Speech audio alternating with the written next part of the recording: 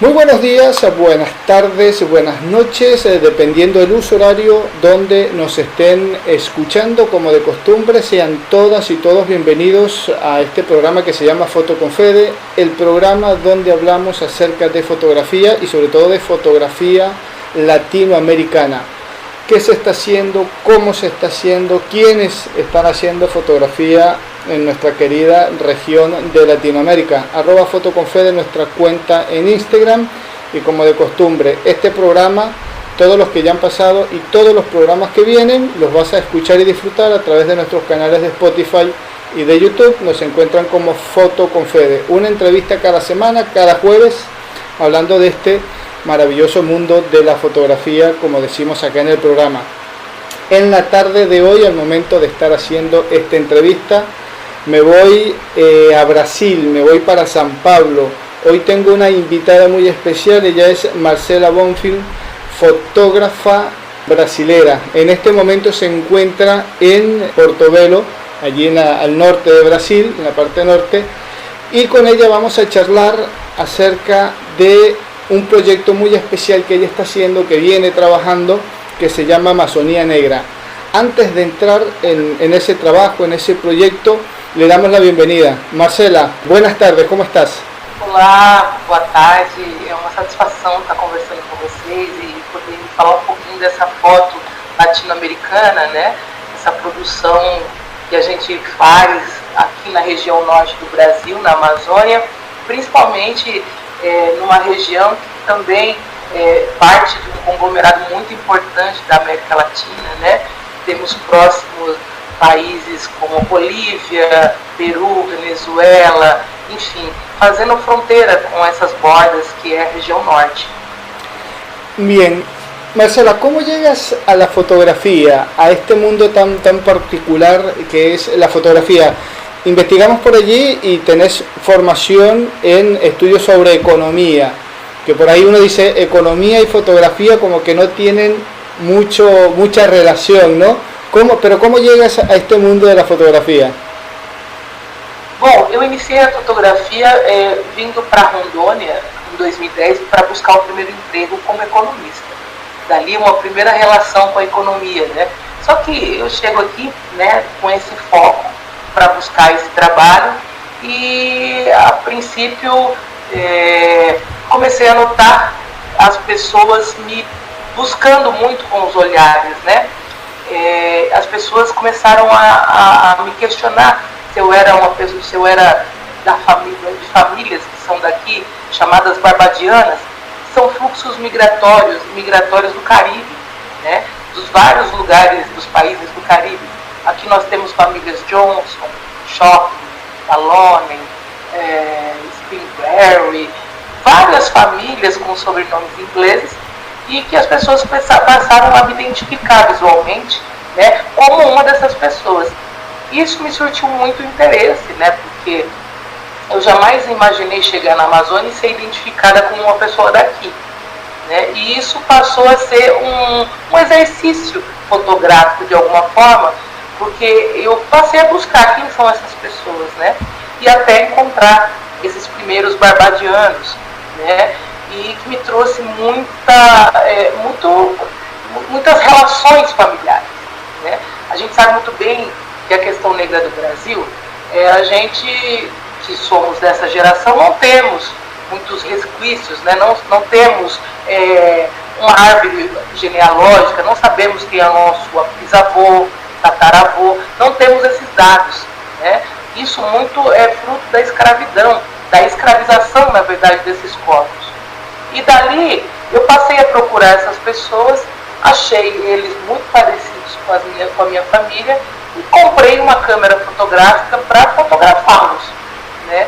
E dessas fotografias eu tinha no período um Facebook, né? Uma mídia social, e eu passei a postar nessa mídia social, porque a minha família ela tinha mais contato com essa mídia social do que com o e-mail. E nesse período a gente não tinha o WhatsApp, essa facilidade comunicacional, né? A nossa comunicação era um pouquinho mais restrita, né? A gente precisava ligar, as mensagens eram SMS, não era só texto. E dali o Facebook foi esse forte de colocava essas imagens e escrevia, olha, esse é o Jesuá Johnson. Jesuá Johnson foi um grande público, mas ele é um grande músico na cidade.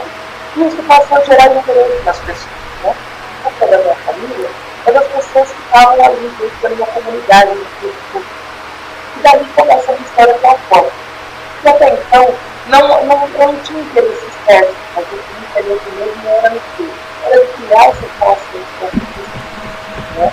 E ao fazer esse registro, eu comecei a ser questionada pela cidade, né? Olha, mas você é fotógrafo. E ao mesmo tempo, as pessoas passaram a me convidar. Ah, vamos ter um aniversário? Ah, vamos ali numa festinha, leva a câmera. Ah, morreu fulano, vamos fotografar, porque aqui tem muito costume de fotografar os velórios, né? Então, eu passei a criar uma agenda paralela, né? Aquela agenda que eu tinha no cotidiano, eu passei a ter outras agendas. E isso eu percebi que a câmera fotográfica passou a ser um norte, né? Porque as pessoas me reconheciam como uma fotógrafa, né? Alguns como repórter, porque ao relatar a história das pessoas, as pessoas começaram a me animar, né? A colocar a gente importante, né? Que é importante pegar, né? Uma coisa que eu não estava esperando. Então, essa fotografia, ela nasce de algo que eu não estava esperando, né? Um reconhecimento que a cidade deu conta de fazer. Eu queria ser um economista, a princípio, né? Fui para isso, na Rondônia, e acabei me interessando e também sendo questionada, a colocar à prova pelas pessoas por outro motivo. Então, a relação com a economia, a foto começa assim, né? Vim buscar uma coisa e conseguir outra, né? Outra muito mais importante, porque no processo, quando eu comecei a gostar de me entender como fotógrafo, eu passei a tratar essas fotografias como uma relação econômica, né? Como assim? A economia, ela começa de um princípio básico, né? Toda economia começa no sentido da organização. Como que a gente pode organizar essas imagens que eu estou conhecendo? Não são só imagens, mas são histórias, são narrativas, são personalidades, são identidades. É um conglomerado de situações que eu comecei a perceber e falei, não, espera um pouquinho. Vamos parar, vamos pensar essas imagens. E dali começa uma relação mais estreita com a economia, no sentido de organizar, sistematizar e entender que esse lugar é um lugar também negro, né? Então a minha relação com a fotografia, ela conversou sempre com a economia, né? No sentido do deslocamento. Eu me desloquei para trabalhar como economista, mas hoje eu me considero uma economista visual, né? Ou seja, essa perspectiva da economia, eu acho que ela nunca pode ser separada dessa fotografia que eu venho exercendo desde 2012. ¿Cuánto tiempo desde que compraste la cámara a hoy en día, cuánto tiempo ha pasado? ¿Cuántos años ya en la fotografía? Eu comprei essa câmera no ano de 2012, né, quando eu consegui realmente me instalar em Rondônia, porque eu fiquei ainda em 2010, cheguei em 2010, mas fiquei ainda muito buscando trabalho, fiquei batendo cabeça com a cidade, tentando entender se era o lugar que eu ia ficar, mas quem definiu isso mesmo foi a fotografia, né? Quando eu comprei essa câmera, as coisas mudaram. Eu já estava trabalhando dentro do governo de Rondônia, eu trabalhava como economista, uma pasta de estratégia, né? E comecei, a câmera ela veio também para aliviar um pouquinho essa carga, né? Um trabalho muito, no começo, muito pesado, um trabalho muito técnico, um trabalho bastante massivo, né? Eu comecei a ver, né, a necessidade também de pensar outras coisas, né? Porque quando eu entrei no governo, entrei numa missão muito delicada, né? Que era sistematizar informações, né? Organizar as secretarias. Então, eu precisava de aliviar esses meus ânimos. Então, quando eu já tinha amizade com os Johnson, então eu ia para a casa deles e fazia foto. Aí eu saía na rua, fazia foto. E eu comecei a criar, não só fazer foto, como criar relações. Relações com a rua, fotografando esses moradores da rua, essas pessoas que vivenciam a rua, conhecendo essas histórias, também me colocando nesse lugar, uma vez que a gente começa a travar uma relação com essas pessoas e entender, né, que é como se eu estivesse constelando com essas pessoas, né? E ali eu conheci pessoas muito importantes, como a Sônia Maria, o Isaías, a Graciele, o Sérgio, enfim, Fernanda, pessoas que me levaram a lugares importantes da imagem, né? De trabalhar o respeito com as pessoas. Não colocar essas pessoas, porque a gente vem num processo de reprodução muito grande, né? Onde às vezes a gente entra em galerias de arte e a gente percebe que essas pessoas estão ali nas galerias sendo vendidas, mas as mesmas pessoas que compram essas imagens não compram a causa, né? Negligenciam a presença dessas pessoas na rua, expulsam muitas vezes. Então eu comecei a pensar que eu poderia fazer algo diferente, né? Ou seja, essas pessoas me educaram a fotografar na rua. E eu comecei a pensar também que como que a gente pode, se eles estão me educando, eles estão fazendo muito mais por mim. E de certa forma eu estou capturando essas imagens, né? Capturar, né, é uma forma de roubar também essa visualidade, né? Então ali eu comecei a discutir a autoria de imagem, né? Mas quem que é o autor da imagem? É o dono da imagem ou eu que estou roubando a imagem, né? A gente, dentro da fotografia, a gente vem reproduzindo há muitos anos, desde o princípio, onde a gente descobriu esse instrumento que é maravilhoso e ao mesmo tempo ele é muito complexo, que a gente vem sacando essas imagens, né? A gente saca as imagens, vende a imagem, e isso é uma forma de reproduzir estigmas também, né? Dali a rua começou a me ensinar também sobre estigmas. Dali também eu parti para o presídio, fui trabalhar dentro de projetos dentro de presídio, né, projeto de teatro, comecei também a entender as relações da fotografia com a prisão, né? A prisão desses estigmas, né, que a gente tem quando a gente nasce com um corpo negro, né?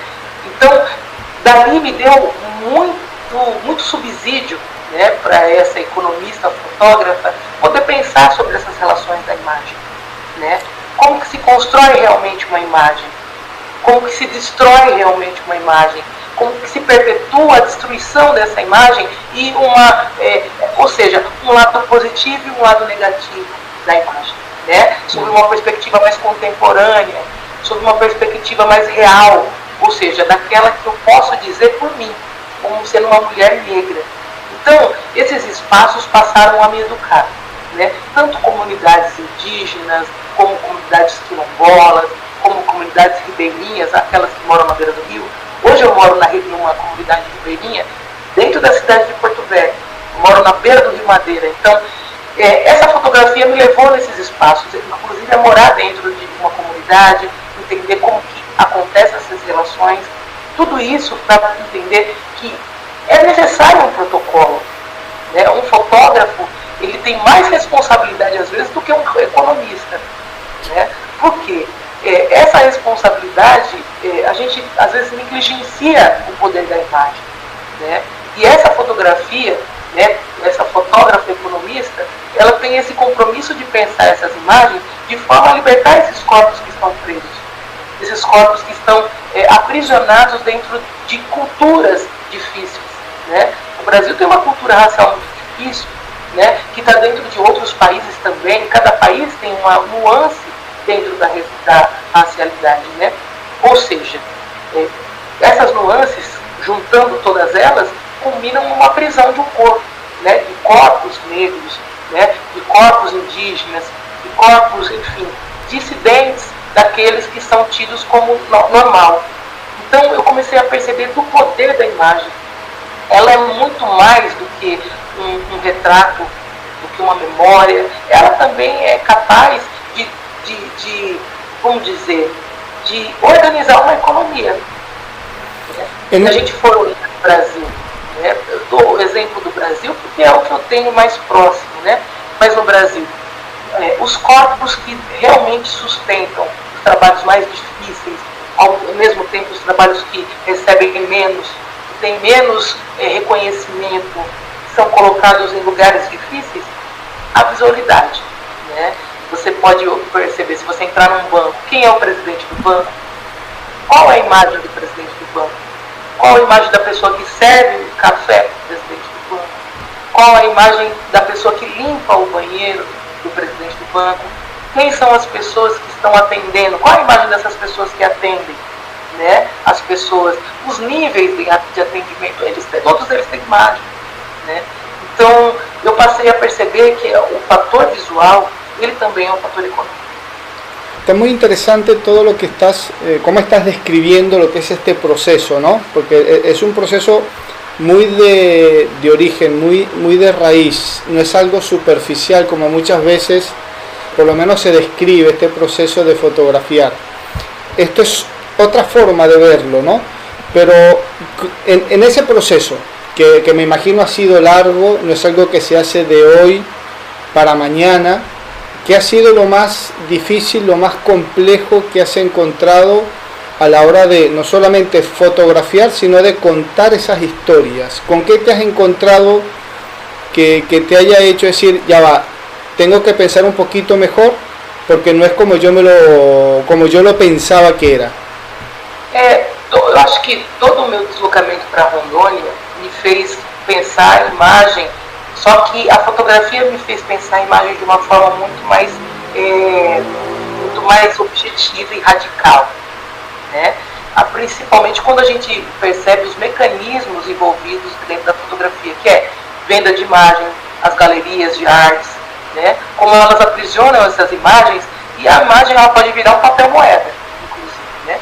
Em contrapartida, essas imagens, esse papel moeda, ele surge de uma pessoa, às vezes muito simples, que tem histórias maravilhosas para contar. Por exemplo, aqui a gente tem, né, a história dos barbadianos, que é uma história muito famosa, né? Que é uma história que, se a gente for olhar na imagem, a fotografia de um barbadiano não dá conta de mostrar a grandeza que foi essa contribuição na Amazônia, né? Os barbadianos, não são todos eles aqui estão, são barbadianos, mas todos eles saíram dos portos de Barbados. Por isso que eles levam essa nominação. Mas tem gente de Letland, tem gente de vários países, ali, várias ilhas do Caribe, né? Como Barbados, Granada.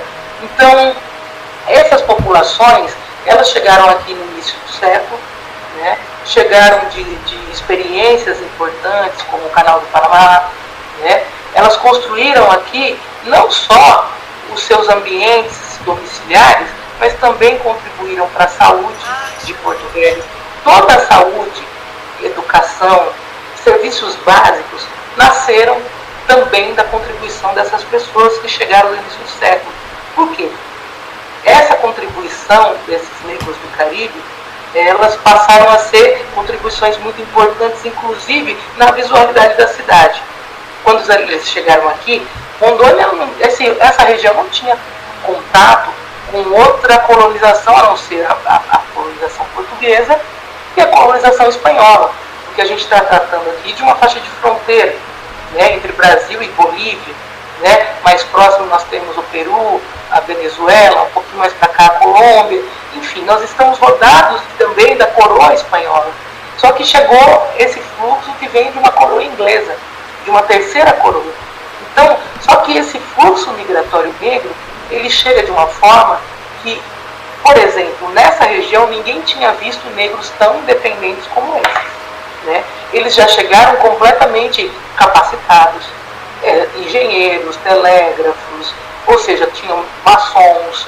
Eles chegaram aqui, implantaram também, ajudaram a implantar maçonaria, igreja, escolas bilíngues, porque os filhos falavam inglês, eles tinham essa preocupação, como que vão manter essas crianças na escola falando inglês, né? Então se monta toda uma estrutura para que eles pudessem permanecer na cidade. Além de tudo, eles ocupam lugares de poder aqui. Eles foram trabalhar, muitos foram absorvidos pela Madeira Mamoré, né? Então é uma presença muito significativa, porque são os primeiros negros a ocuparem cargos de poder no período. E isso, claro, que criou um choque com essa oligarquia, né? com essa população branca, que, enfim, essa classe que estava ali insurgente, né? Comandando a cidade. Eles tiveram que abrir mão também dessa racialidade, porque essas pessoas tinham, inclusive, o conhecimento, né?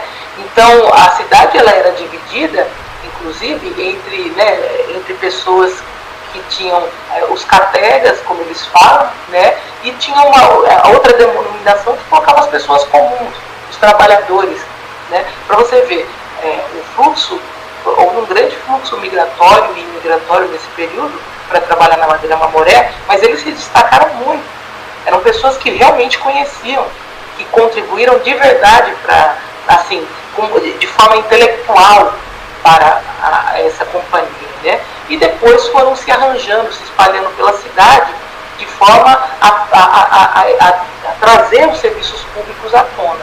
Então, é uma contribuição que uma fotografia em si não falaria. Que é importante que a gente afirme isso como uma oralidade, dando espaço para que as pessoas possam conhecer uma real história.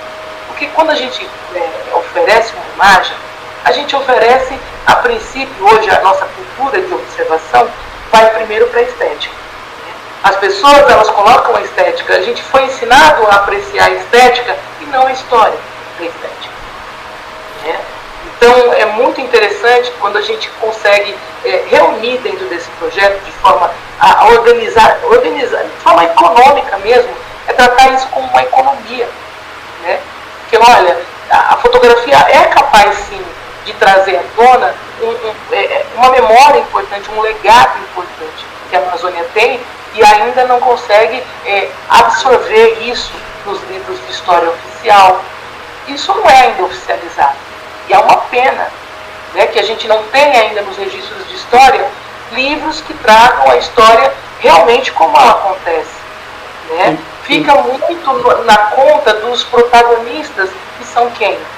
São as famílias quatrocentonas, a gente chama as famílias antigas, né, da colonização.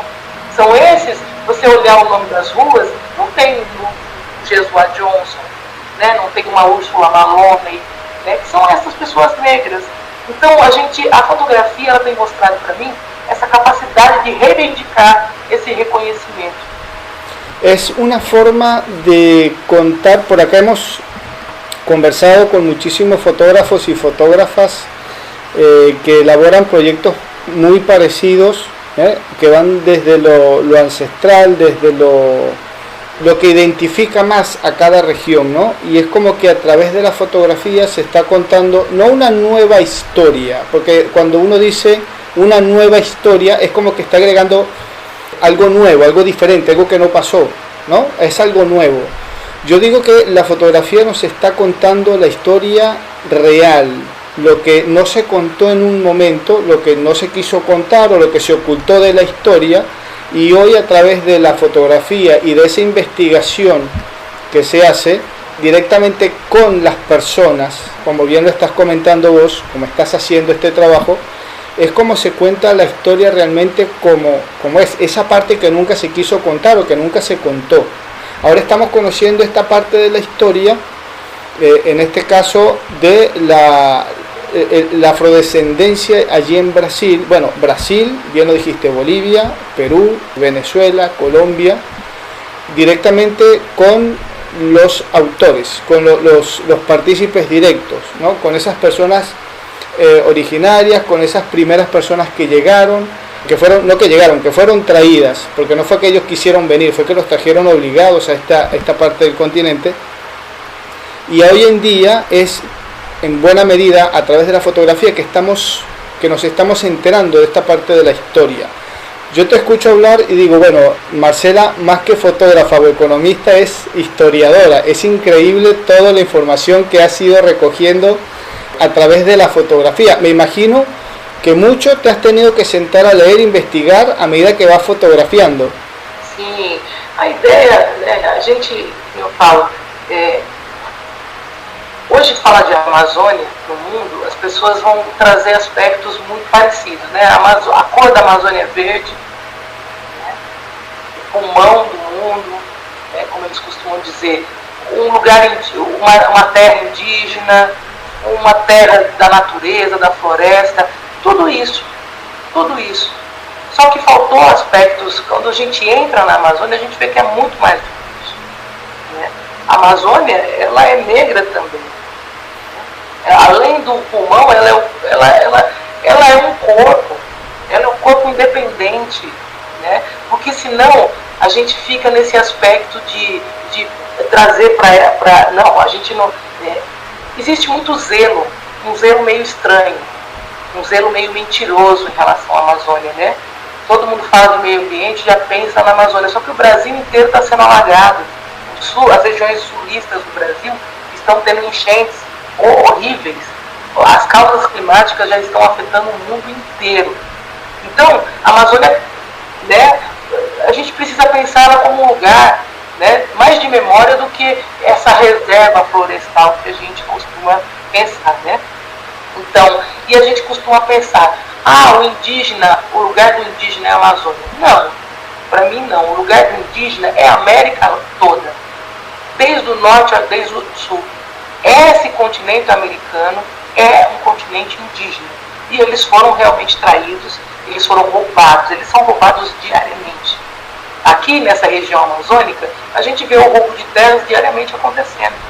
Terras que são protegidas pelo Estado continuam sendo roubadas, né?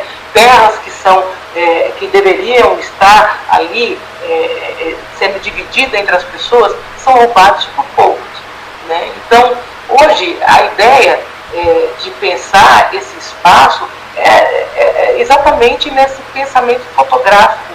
Como a imagem ela é capaz de te trazer informações importantes, né? Traduções importantes. Esse processo de fotografar, de começar a fotografar os barbadianos, né, os Johnson, me abriram leques importantes sobre as nuances que existem nesse lugar, né? Você vai tanto na questão agrícola, né? Quem que é o dono da terra e quem trabalha na terra, né? O garimpo, quem é o dono da balsa, mas quem vai lá buscar o ouro, né? Enfim, as hidrelétricas, de quem fez o projeto, quem ganhou mais dinheiro e quem trabalha na base, quem morreu trabalhando. Então, a gente está vendo, né? Só que a gente costuma negligenciar a imagem, de certa forma. A gente vê, mas não enxerga. Então, hoje meu papel ele vem mesmo num sentido de uma pessoa que pensa a imagem. E, ao pensar a imagem, eu trago o valor real que essa imagem tem.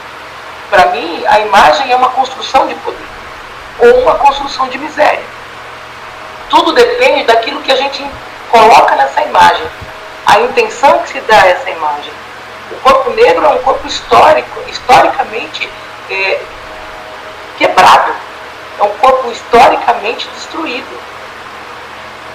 Chegou a ponto da gente achar que o negro não tinha intelectualidade. Não, o negro não pensa, só trabalha.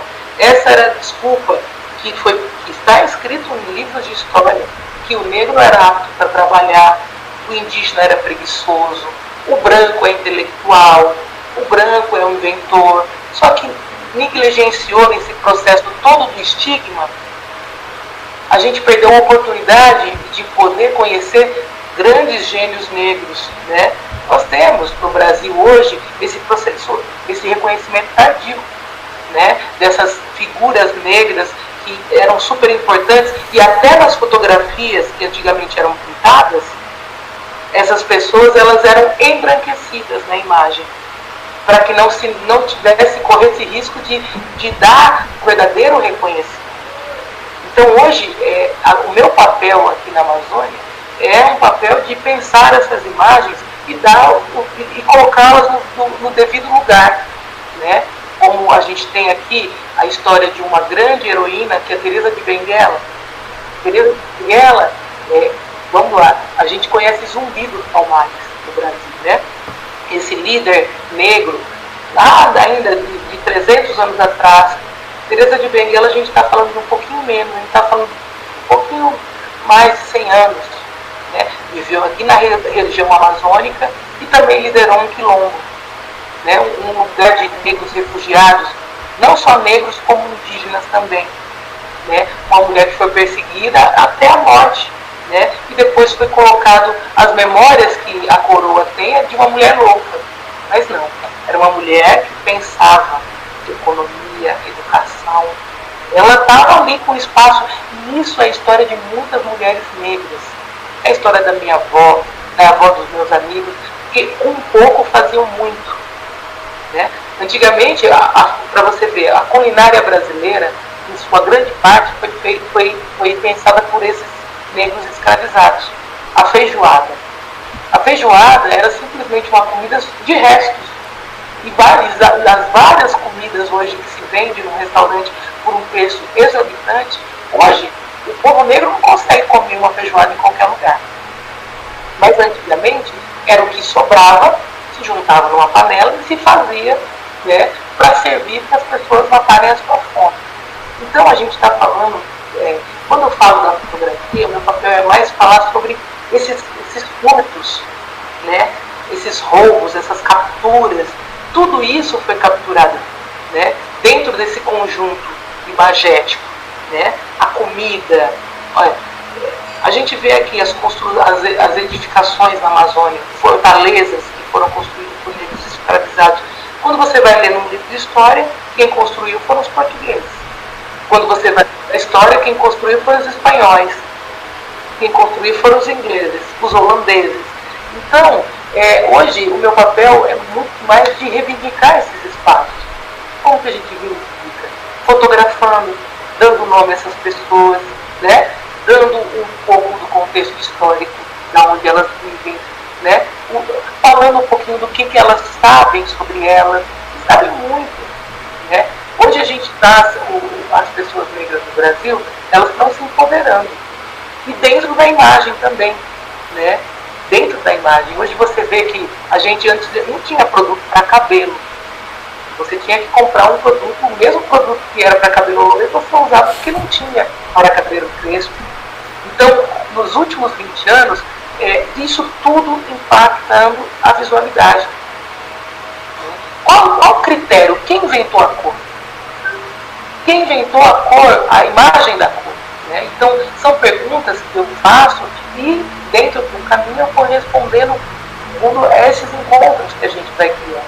Essas relações com essas fotografias. Então, hoje fazer economia na visualidade tem sido uma forma muito mais afetuosa da gente requerer um espaço, né? Um espaço de poder se entender como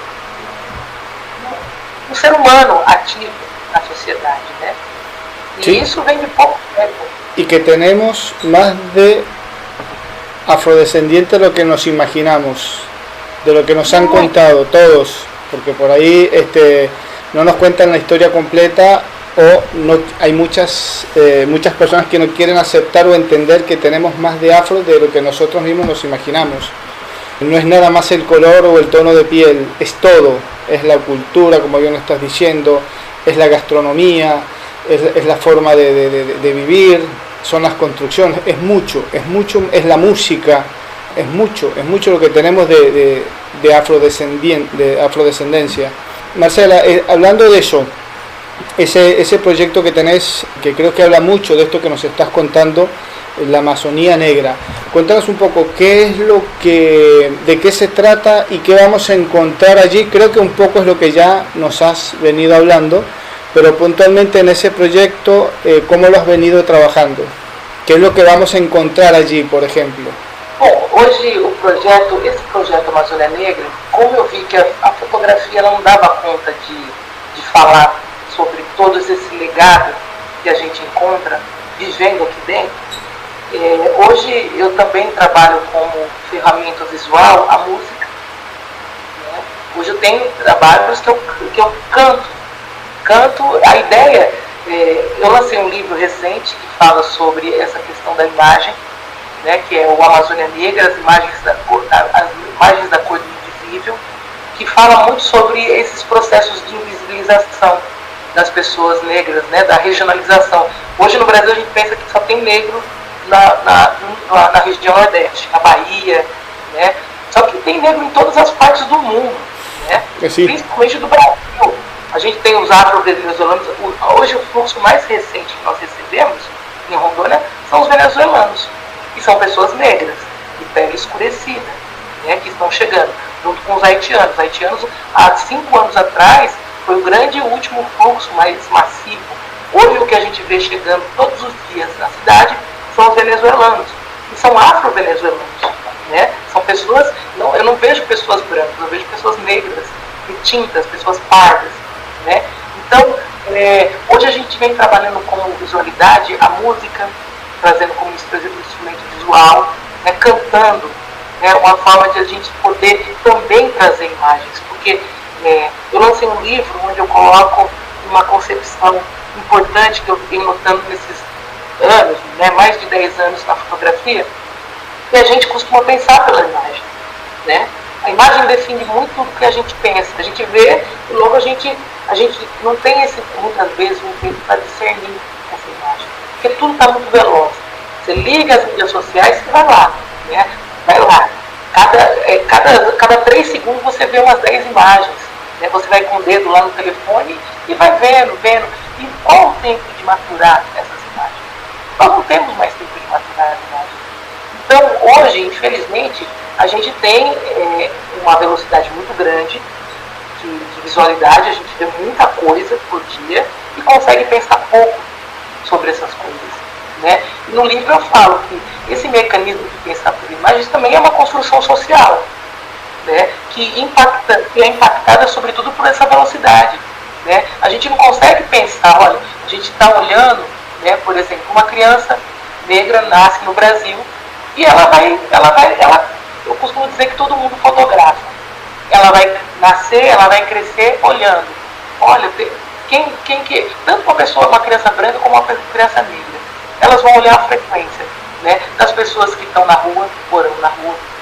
Elas vão olhar a frequência na televisão, quem são as pessoas que são presas por dia, né? A cor do presídio, a cor das ruas, a cor dos serviços básicos. Quem são os presidentes de banco? Quem são as pessoas que estão andando com um carro bom? Quem está lavando os carros? Quem está servindo? Quem está sendo servido? Então, essa frequência visual leva essa pessoa a permanecer com essa cultura, né? Ou ela pode ressignificar. Mas ressignificar leva tempo. E qual o tempo hoje da gente ter, né, os espaços de diálogo sobre imagem? São praticamente esvaziados. A gente ainda está na estética da imagem. Então, hoje, eu vejo que há necessidade da gente conversar mais sobre a visualidade e dar o devido valor sobre isso. Para mim, a fotografia é um poder muito grande, porque nós somos fotografias ambulantes. Nós somos fotografias andando para tudo quanto é lado. E se a construção social, essa construção histórica, ela não sai da cabeça das pessoas, ou seja, o pai tem um filho, se ele é racista, a probabilidade é do filho ser racista também, porque ele vai levar o filho nos mesmos espaços que ele frequenta, com o mesmo pensamento, né? E esse pensamento, muitas vezes, esse pensamento é visual. É visual, porque ele vai trazer exemplos práticos. Olha aqui, a sua babá, que cor que ela é? A pessoa que cuida de você é uma pessoa negra, provavelmente, né? Então, assim, a gente está cuidando de uma situação hoje de uma forma muito desleixada, de uma forma qualquer, né? Eu vejo a imagem ainda sendo tratada de uma forma qualquer. E hoje eu uso esses instrumentos, tanto a literatura, quanto a música, a própria imagem, o cinema. Eu venho trabalhando no cinema, enfim, o teatro, são várias perspectivas que trazem oportunidade de pensar a visualidade, né? Então hoje a gente carece muito ainda de uma disciplina visual, né? E essa disciplina visual, ela incute o quê? Respeito, né? Porque senão fica tudo muito na imagem. A imagem é só uma casca, né? E o conteúdo acaba se perdendo nesse processo. ¿Qué representa la fotografía hoy en día para Marcela? ¿Qué es la fotografía? Esa imagen que estás hablando. Essa imagem que eu falo, ela representa poder. Ela representa o poder, né? Então, por que poder? Porque ela consegue dirigir um país hoje. Se você for olhar a pirâmide social do Brasil, quem constrói, quem está na base hoje são as populações negras. Então, exercitando os principais serviços, aqueles principalmente serviços que a gente tem a pirâmide. No meio da pirâmide, a gente tem uma classe média, média alta, e essa classe ela tem uma cor, que não é a cor negra, né? O topo da pirâmide pirâmide, aí você pode ter certeza que não é mesmo, né? Hoje, se a gente for elencar as 100 famílias mais ricas do mundo, se a gente tiver uma ou duas famílias negras, que são essas famílias geralmente americanas, né, que detêm parte do patrimônio cultural da música, né, hoje a gente tem.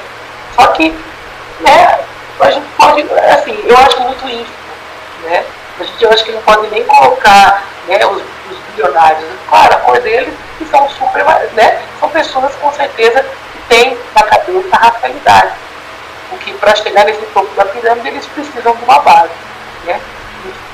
Para sustentar um pouco, né? Então, quando eu estou falando de fotografia, eu vejo esse poder, né?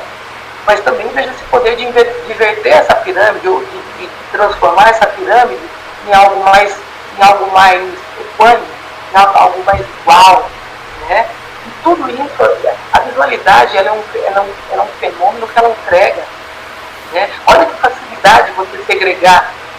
Como que antigamente você segregava quem ia ser juiz, não, né? Quando a gente está tratando de a gente foi colonizado por um país, por uma região europeia, né? Todos nós fomos colonizados por esse continente, né? Então, nesse continente foi muito fácil quando eles encontram esse fenômeno que é a cor, né? Muito fácil, opa, são vocês, né? Então, assim, se criou uma base visual para se dividir, né? Quem tem direito ao direito, quem não tem direito ao direito, né? Então, hoje, a minha fotografia, ela fala de poder, ela fala sobre poder.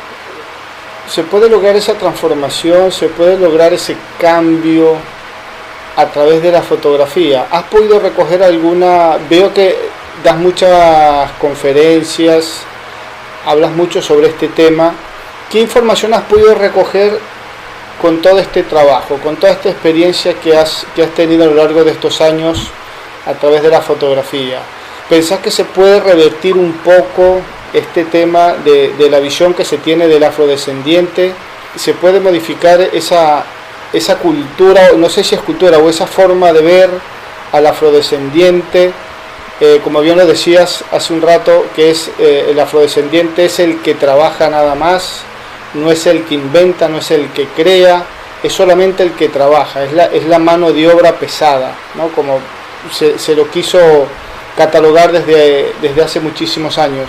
Eso se puede revertir. Lo que has recogido, ¿qué información has podido recoger luego de toda esta experiencia que traes y que me imagino que la vas a seguir trabajando, porque no es un proyecto que se termina, por lo que veo, es algo para mucho hablar, mucho hacer?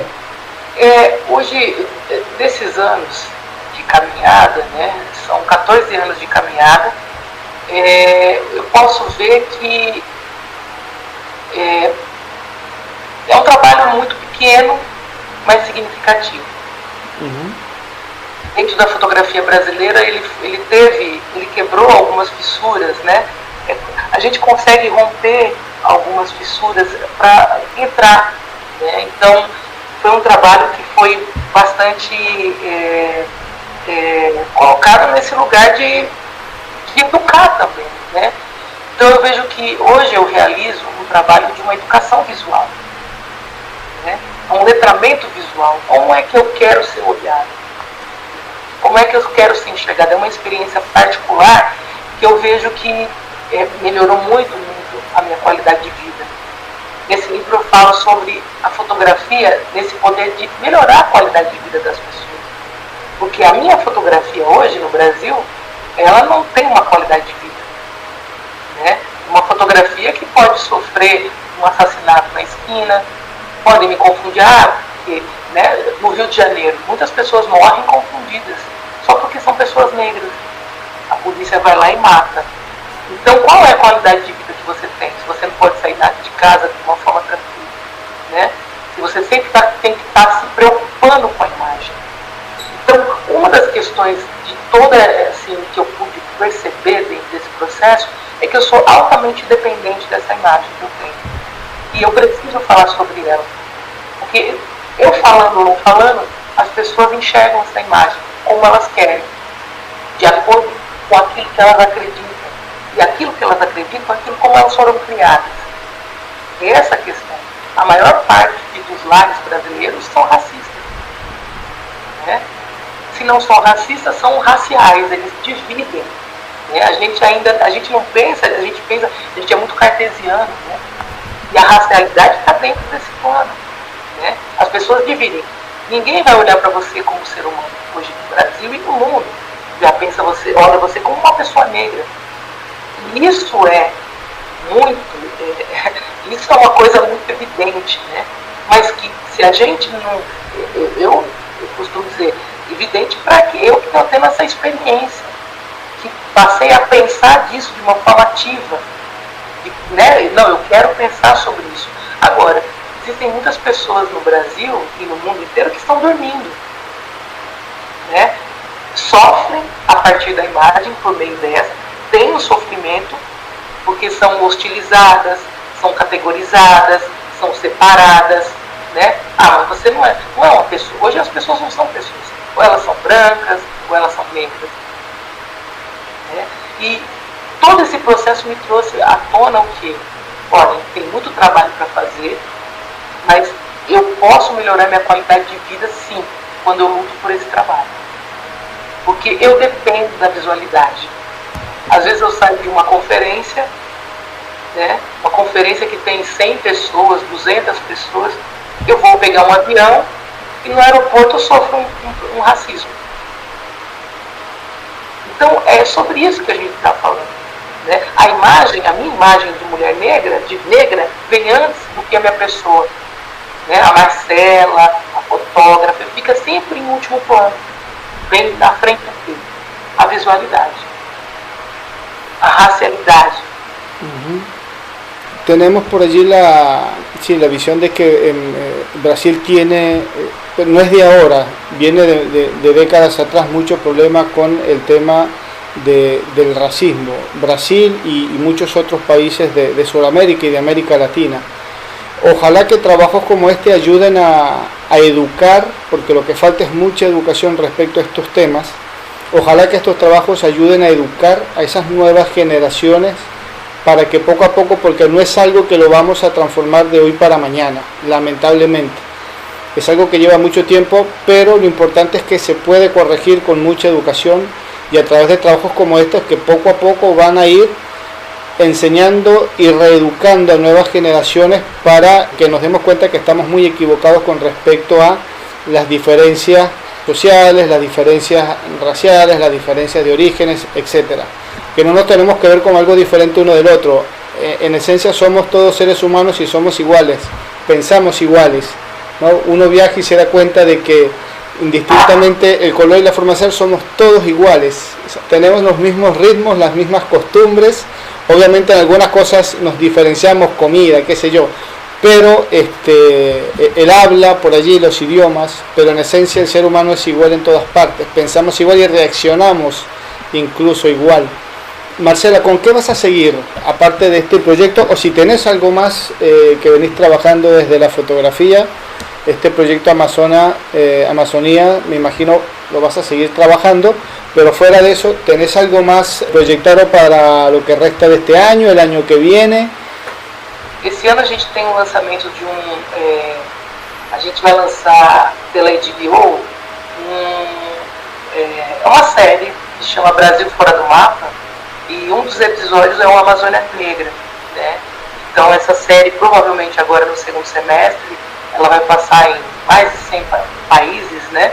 E dentro do canal da HBO a gente vai ter a possibilidade de assistir, além do Amazônia Negra, mais 2 fotógrafos brasileiros que falam de realidades diferentes, né? Aqui na parte da Amazônia Negra a gente vai falar sobre essa população que é invisibilizada, vai trazer à tona essa negritude, mas também as nossas questões climáticas, né?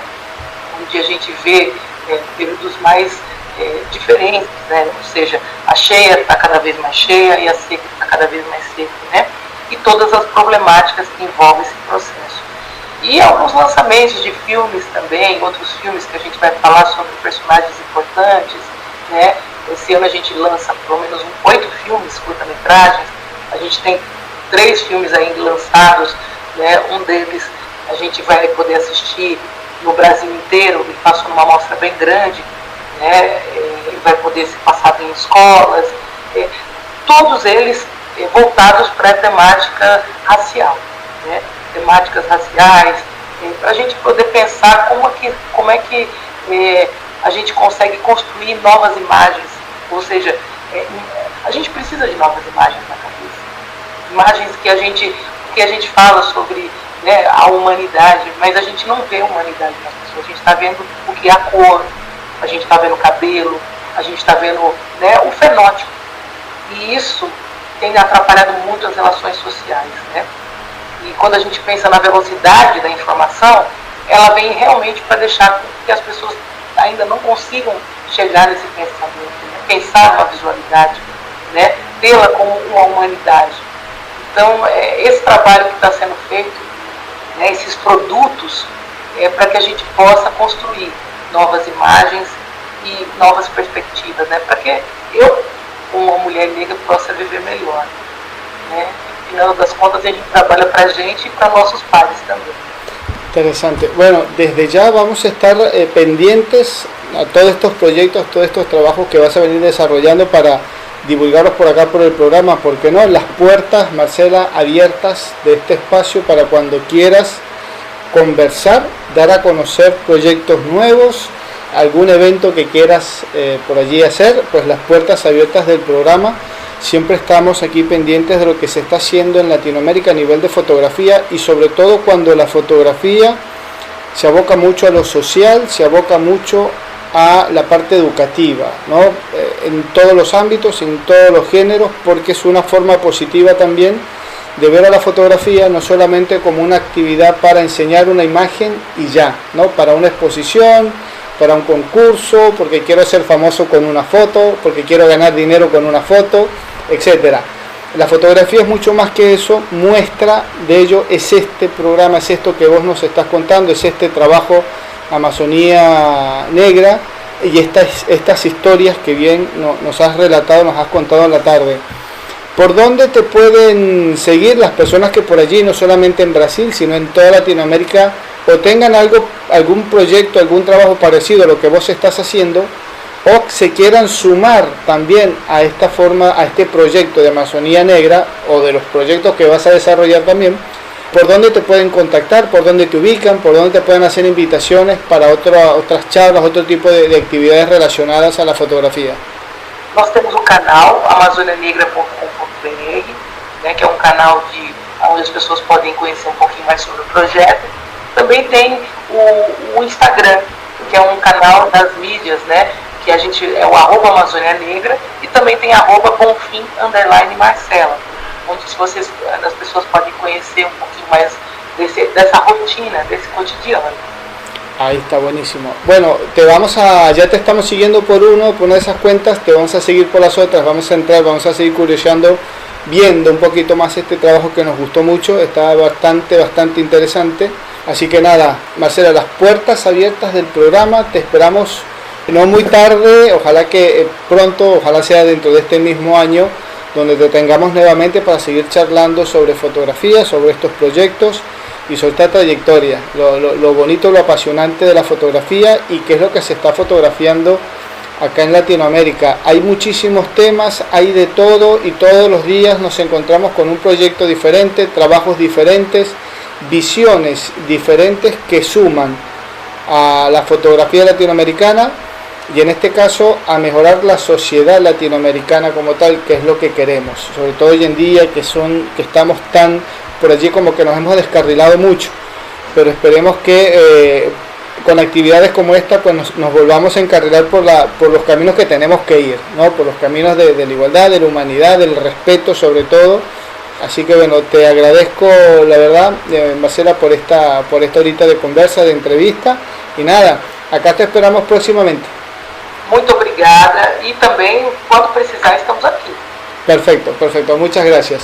Bueno, Marcela, sí. Nada, y feliz fin de semana y lo que resta de año, que esos proyectos encaminados se te den, se cumplan y que nos vemos pronto, seguro que sí. Com certeza. Frederico, querido, muito obrigada, viu? Uma excelente tarde para nós. Obrigado. Bien, escuchábamos allí a Marcela Bonfil, fotógrafa de San Pablo, fotógrafa brasilera. Con ella conversamos esta tarde al momento de hacer la entrevista. Recuerden, @fotoconfede, nuestra cuenta en Instagram. Esta entrevista, todo lo que ya ha pasado y todo lo que viene, lo vas a disfrutar a través de nuestros canales de YouTube y de Spotify. Estamos como Fotoconfede, por allí nos ubican, nos escuchan y se enteran de todo lo que estamos haciendo semana tras semana. Federico Murúa se despide, será hasta el próximo jueves. Chau, chau.